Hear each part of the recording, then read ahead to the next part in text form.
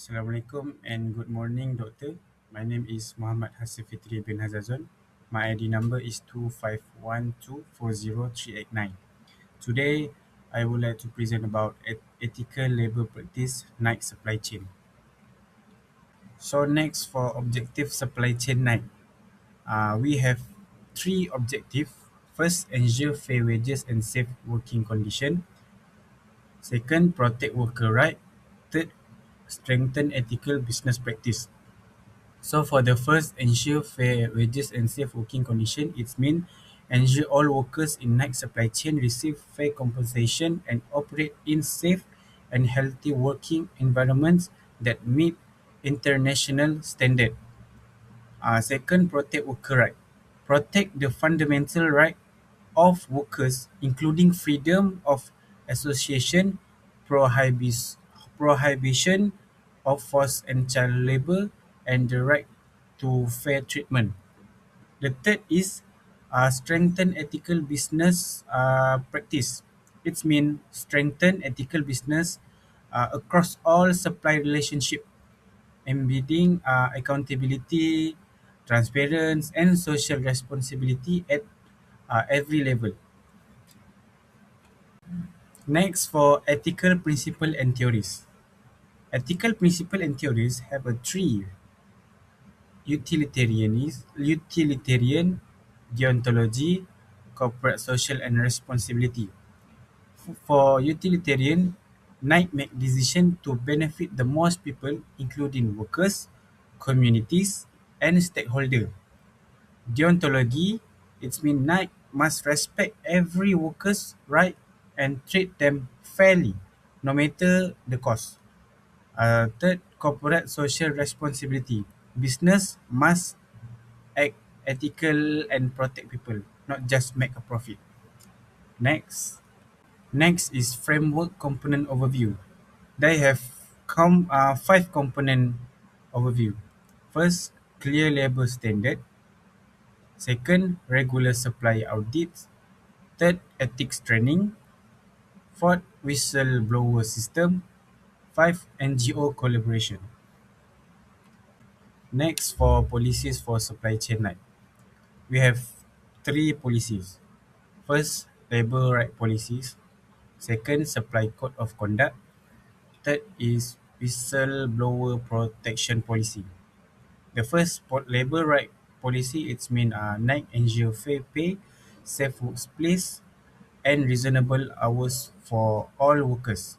Every worker deserve respect and protection.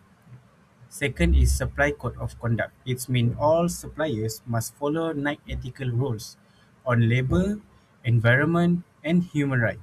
If they fall, if they fail, action will be taken or the contract will be ended.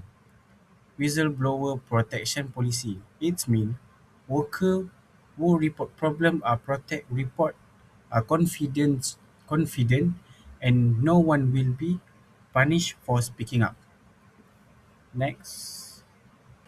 Next, for standard operating procedure (SOP) framework for night supply chain. The first is evaluate supplier before contract award. Second, conduct regular and surprise audits.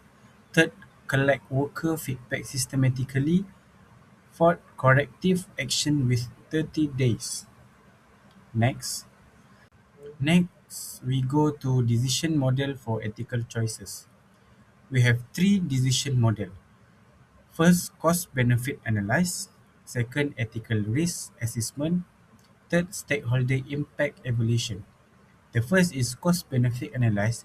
It means Knight focus on long-term benefit, not just short-term profit, and puts worker welfare first in decision. Second is ethical risk assessment. Knight check for ethical risk at every supplier and prevents problem before they happen. Third is stakeholder impact evaluation. It means Knight consider how decisions affect workers, communities, and customers, making sure everyone voice respect. We go to the next slide. So next is implementation strategies. We have three implementation strategies. First is training and awareness, supply communication, and CSR transparency. First, training and awareness. It means NIC provide regular training for workers and manager to understand ethical standard and workers' right. Second is supply communication. Supply communication is a NIC communicates regular with supplier to ensure they follow ethical standard and solve issue early. And lastly is CSR transparent. It means Nike publish yearly report to show its labor practice and improvement openly. Next, we go to roles and responsibility. First, for roles management responsibility, it's enforce ethics. For roles, supply chain manager is responsibility is monitor supply. Third party auditors is a independent check. And lastly is workers and employees. Is to provide feedback. Next. Next is monitoring and enforcement. I have three monitoring and enforcement. First is continuous audits and inspection. It means Nike conduct regular and surprise audit to ensure supplier follow labor and safety rules. Second is supplier performance reviews. It means Nike regularly evaluates supplier performance and track result to find risk and fix problem quickly. And lastly is penalty and training support. Supplier who break the rule face penalty like fines or contract termination, while those willing to improve get support and training. Next. So next we go to expected outcome of the framework. First, we expect safe working condition. Second, fair treatment and workers' right. Third, stronger brand reputation. Fourth, increased consumer trust. And lastly, long-term supply chain sustainability. Last, for summary and closing remark, Nike face labor issues and must improve ethics to protect workers and ensure long-term success. For closing remark, do the right thing to build a better business.